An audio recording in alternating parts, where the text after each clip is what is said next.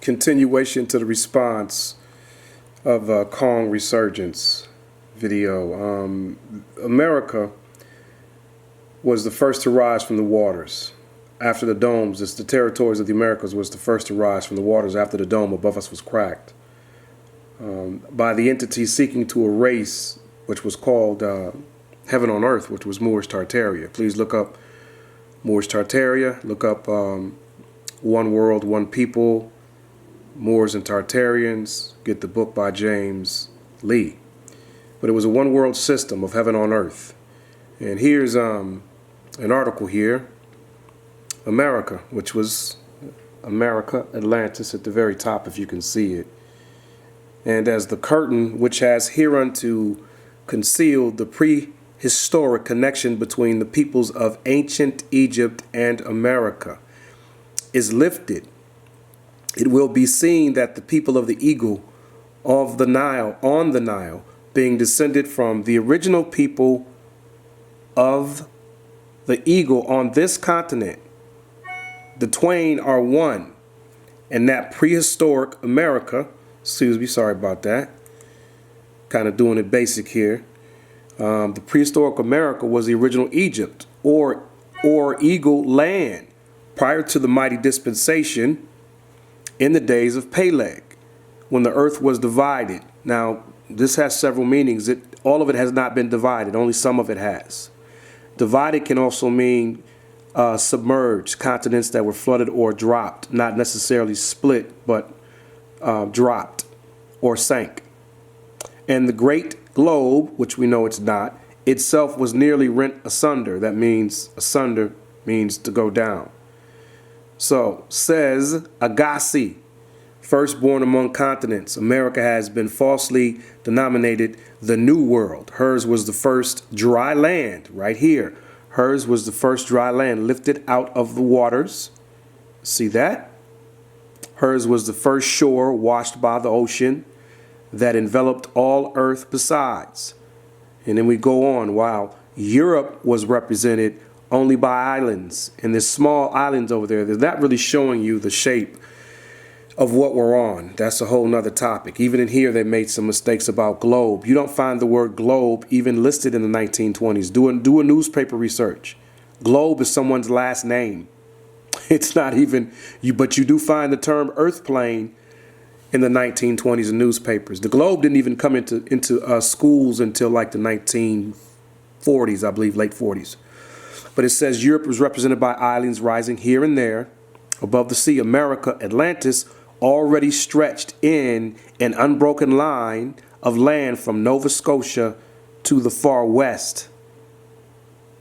Nova Scotia to the far west. America was evidently peopled from the old continent because they were only 8 persons saved. It goes at the deluge. Now it's going into some history of what is covered in the Bible, but you can see it's considering America to be the old world. It's also known as a temple of the sun and moon, and the state of Arizona has the highest access to the sun. It receives the most sunlight in the world. That's the region of the Americas. So this came out of a book called Oriental Masonry. Oriental Masonry. And you can grab that book and you can find the article in there, page 27. And once again, I want to point something out here too, and I hope the images are a little clear here. I'm doing it basic, so excuse me if the focus goes in and out, but I'm trying to get the video done as soon as I can. I had some problems with some online connections with videos before, so I do it the guerrilla basic way. But here's the original Statue of Liberty, and an original statue that was presented in the territories and the empires. And this was the original Moabitess, Ruth, holding a light. Image here. It's unknown what she supposedly had in the other hand, but this was an image that was rumored to be positioned in various locations around the Americas. And when they were removed, afterwards, this is what went up, which is basically a transgendered representation. And then you can see the points and the crown. The whole thing is pagan. but this was supposed to be the original, which represents the original woman. Just basically meaning the melanated woman. I'm not saying that she was that complexion, but that's just an example here of it was a Statue of Liberty mentioned. The other thing that was mentioned too was about Donald Trump. The brother said that Trump is on the side of the Moors. This is what he said. I mean, excuse me, I said that right. He said that Trump is on the side of the tribes. The brother said Donald Trump is on the side of the tribes. Yes, he is. And this is a letter from, I'm going to show you the video you can look up and watch, that another associate of the brother put up the video. I think it's still on his channel. But this is a letter that was signed, a document that was sent to the White House, and it was received, and there was a response given. So people are not really telling you about this letter. And a lot of people have made it look like it's not true, it's fake, the whole nine. But this is the letter right here. It's from Roger Allen Moore, aka Raj Amexem Moore Raphael, and it gives his TAX ID. It gives his number here, so you can look all this up, and it's you know, you're gonna see a person that comes up, and it goes on to state some things here about what the Americas is, and who and what it is, and what they owe and who they owe. And this goes back to G.W. Washington and being in debt to the Sultan, and it also goes back to the landlords of the Americas. And at the very bottom, I hope you can see, it says there at the very bottom, where you see sincerely, you see Donald J. Trump's signature.